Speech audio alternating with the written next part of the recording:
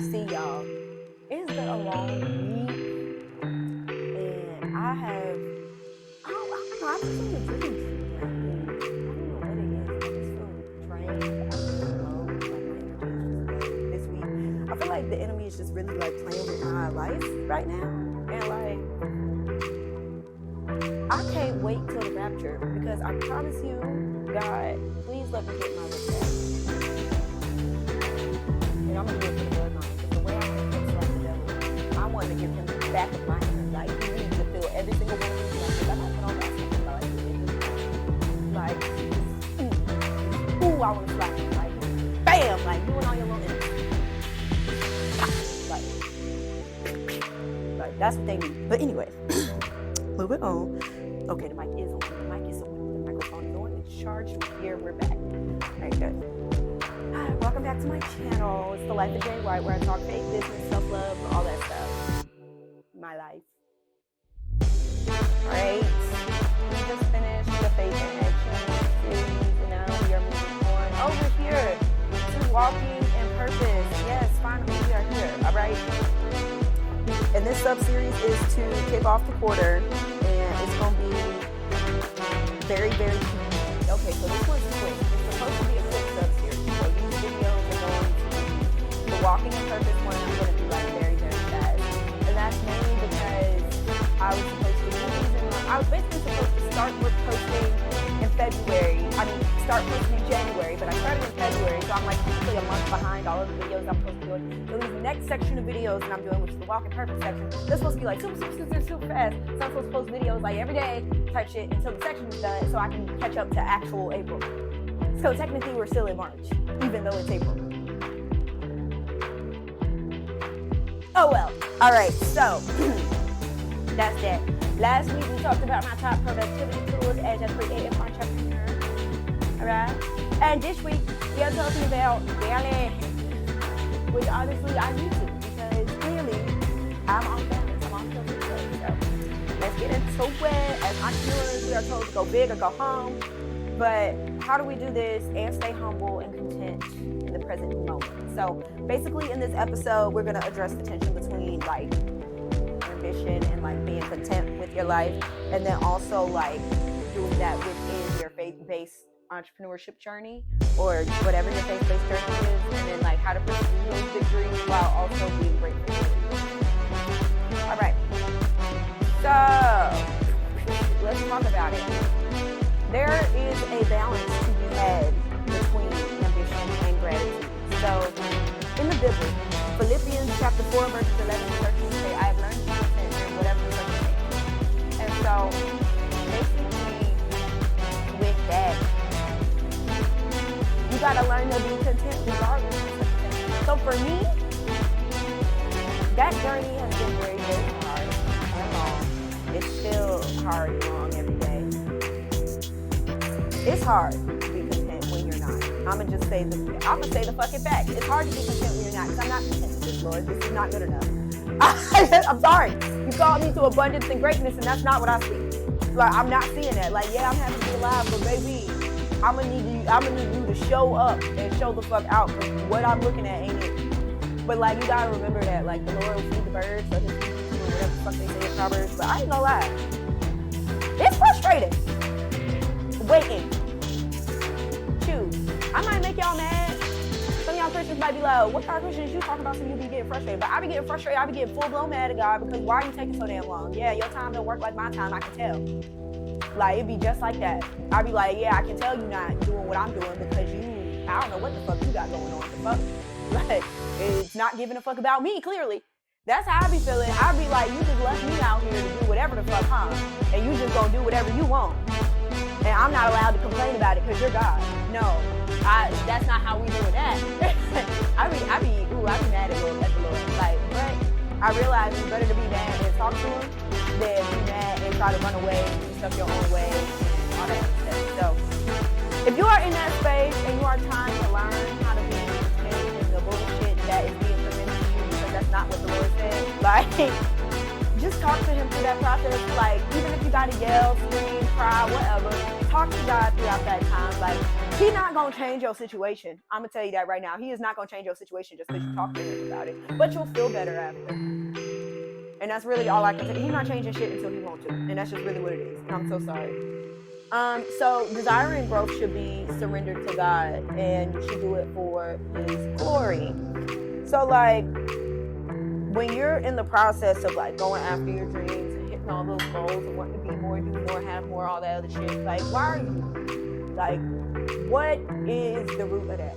Where's your heart located? What's the heart posture in there? Like, you have to surrender all of that to God. Because the thing about it is, like, if you want to grow, you want to be more and all those things, like, God will add that more to you if you seek him out first. So if you just surrender your growth and your ambition and your dreams and your goals and all of that over to the Lord can add everything, every skill, everything onto you, as long as you're like going to him and being like, hey, I want to grow in certain areas of my life, help me out. And then he'll just start helping you out. Like, you know, it's not up to, we shouldn't be trying to do stuff so that it's for our glory. We should be doing stuff for his glory. So like, if I'm trying to grow, I'm going to the author of my growth and the author and the finisher of my faith. Like I'm going to the Lord to grow. And then when I do grow and become a better person, and people ask, how'd you do that? Oh, I went to God. Boom, his glory. He gets glorified in the end, and you get to go to him. Like, that's how you do that. You're not supposed to be like, oh, I did it. No, you did not. He did that. Let's see. But you always gotta, you gotta avoid always wanting more, because, like, that's where greed and gluttony and lust and all that stuff, like, you gotta avoid that feeling of not being satisfied and not being content with what you have. Like, it's okay to desire more for yourself and your life, but like, you shouldn't always desire that. Like, if you're more than comfortable and more than content and you have more than enough, why do you need more? You know, it's different if you like struggling and like you scraping around for pennies and barely looking, like trying to figure out what your life is doing. That's one thing. But like, if you are legit, like you are doing so well for yourself, you have more than enough, and you're still out here looking for more, and then giving things. How to dream big without losing sight of gratitude. So surrendering your goals to God. So that means praying over every opportunity or decision. And that also means writing down the vision and making it plain and trusting that his will, like your plans will align with his will. And like he will give you plans that do align with his will and the steps to achieve them. So that's how you do that. Another thing you can do is like make a habit of practicing daily gratitude. So like you can make a gratitude list. And for me, I make a gratitude and an attitude list. So basically, my gratitude list is things I'm grateful for, and my attitude list is my affirmations for the day. So that way I don't fly off the rails and cut everybody off. I was like, I ain't even gonna lie. The first part of this video, I was halfway about to curse God out. I was ready. I felt it bubbling up in my spirit. I was like, Lord, I'm about to go off on you in this video, but I'm not gonna do that because I love him anyway. And I respect him, but I'm about to go off on him as soon as he's done recording, because actually I gotta talk to him, because I'm in my feelings. Like this topic here, this might be why I'm in my feelings, because the topic we're talking about is something that I'm kind of low key mad. So like I don't know how Christians y'all are, but I put it all on the floor with the Lord. Like I'm putting it on the floor. Everything I feel, every thought, everything, I'm putting it on the fucking floor. It's going down. If I'm mad at you, he know about it. Because I call his name and I be like, you pissed me off. I don't want anybody thinking it was anybody else. It wasn't the enemy, it was you, buddy. Because guess what? Everything goes through God. So every time something happens, I'll be like, why you allow that to happen? Because I know you said it was cool. Like, that be me. I be mad. I be like, you allowed this. Now I need an explanation. Sure do. I be just like that with the Lord. I be like, I need you to tell me right now why you chose to do that in my face. Because, whoa, I am not built like your other kids. I will come up there and we will sit down and we will talk about it, because I ain't got time. I'll be saying worse stuff than that, but, you know, I'm trying to be a good representative of the kingdom, but, like, I'm built like Peter. I keep a sword in my tunic, and I will cut your motherfucking ear off. I do not care. Like, play with your mama. Play with your mama. All right? So, again, gratitude list, attitude list. And then also shifting your perspective as needed. So like everything that happens is part of God's plan. Like I said, I blame God for everything because you allowed it. I don't care that the enemy do what you allowed it. It's you. Everything happening right now is you and your plan. All the good and all the bad is you and your plan trying to make sure we get to this rapture. All of it. All of it. I'm mad. Because why you got me living through the dusty part of the plan? Why I'm living through the dusty part of your plan? There were some sunshine parts of your plan that was just popping in the 90s. Why couldn't my ass be out there then? I got to be here for the bullshit? You kidding me? What'd I do to you? What did I do to you? That be the mood. So you just got to shift your perspective as needed sometimes to be grateful. For me, it's like you do everything. Like good, bad, like you do it all. So I'm mad. But like a perspective shift is needed because we got to get to the rapture. It has to go left. It sucks that the world has to go left. But like that's the thing. For Jesus to come back, he got to have a reason. And what's the reason? He's mad. And why is he mad? Because the world is literally shit. So it has to be terrible. Doesn't that fucking suck? Doesn't that fucking suck? No, like really think about that. Like it has to be terrible right now.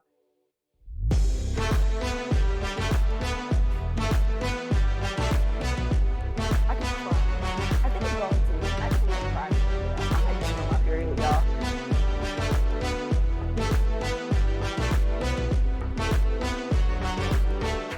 No.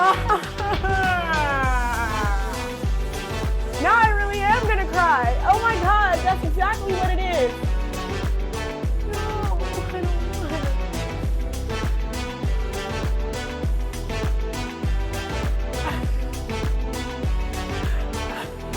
I'm really crying. I don't want this. Like, I don't want a baby either right now. But like, literally, I have questions about the human makeup and specifically the female because I want to know why do I need all this? Why do I cry every month?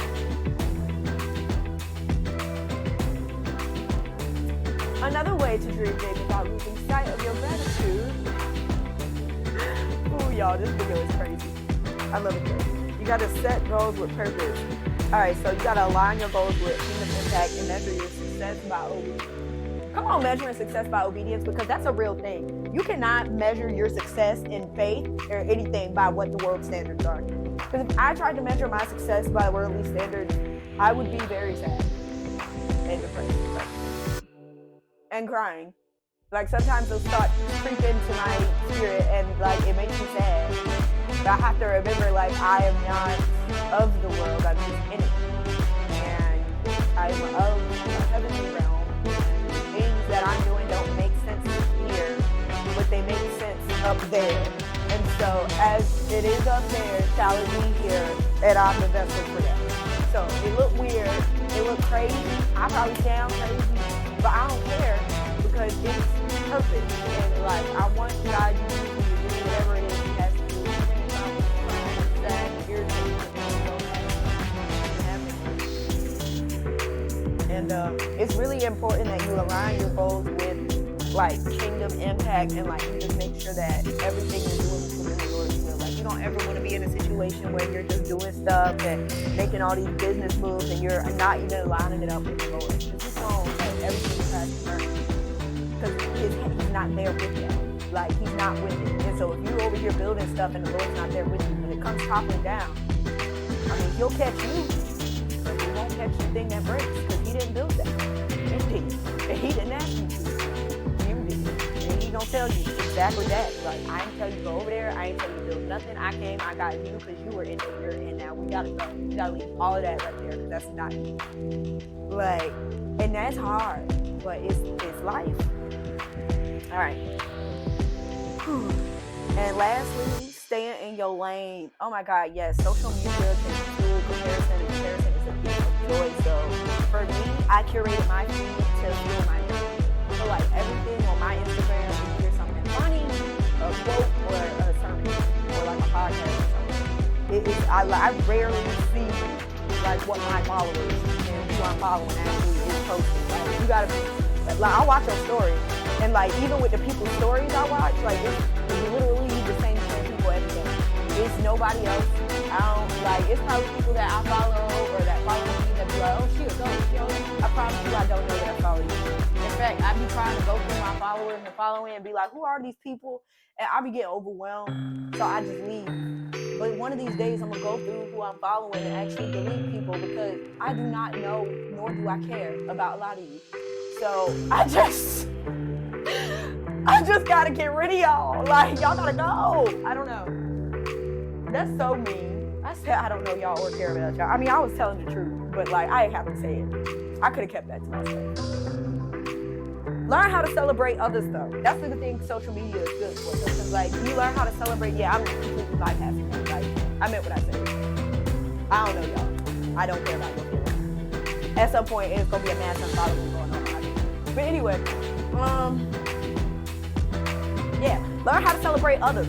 Because, like, baby, if God is in the neighborhood, he in the neighborhood, that means it's only a minute of time before he come knocking on your door. So you gotta be ready for the Lord to come knocking on your door, because we want the Lord to come knocking on your door, so be ready for everybody. Yeah. So, like, with all that, like, just make sure, like, you happy for the people around you. Like, how you not happy for your friends? How you not happy for the people around you? Like, that's God telling you, like, hey, I done blessed them. I done blessed them. Just come close. Like, that's the Lord. That's what he's trying to do. You're not even coming back.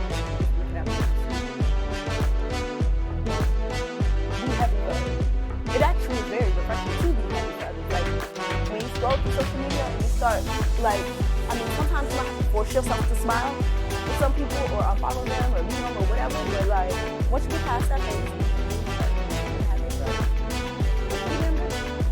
pretty damn good. Random, like, joy throughout the day. Okay, so here are some practical steps to maintaining balance in your life.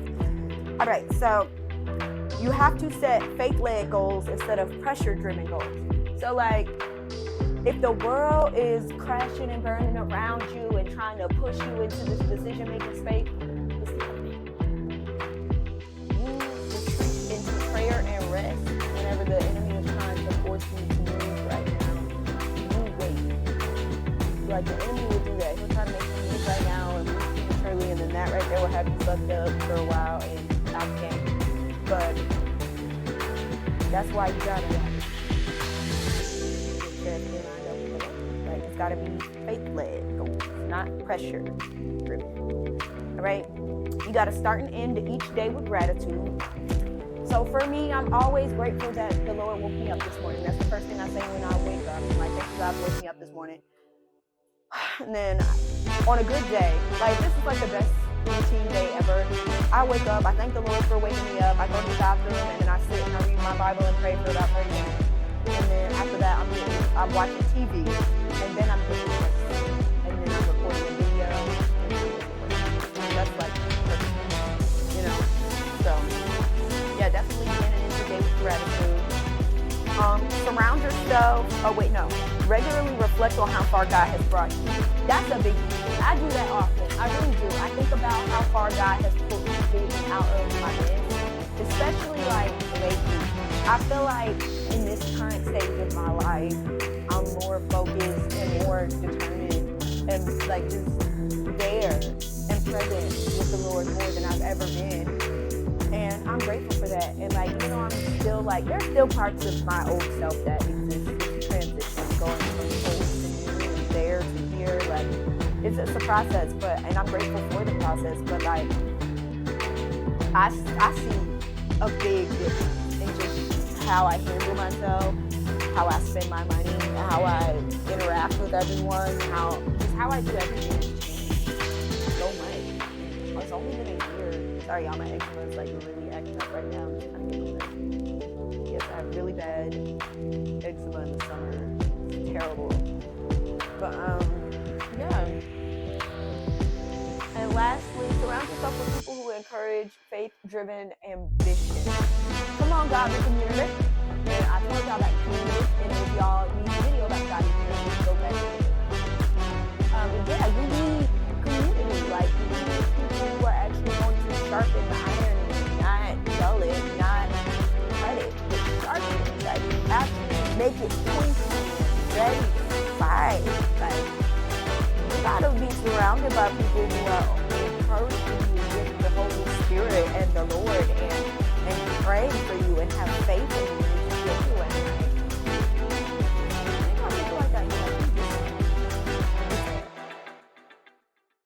have people like that in your life, you need to ask yourself what kind of people you do have in your life, actually. That's the first thing you need to do. If you can't, like, if you actually cannot state who's praying for you out loud, like, I know which friends of mine have prayed for me, like, I've heard them do it, so I need you to know.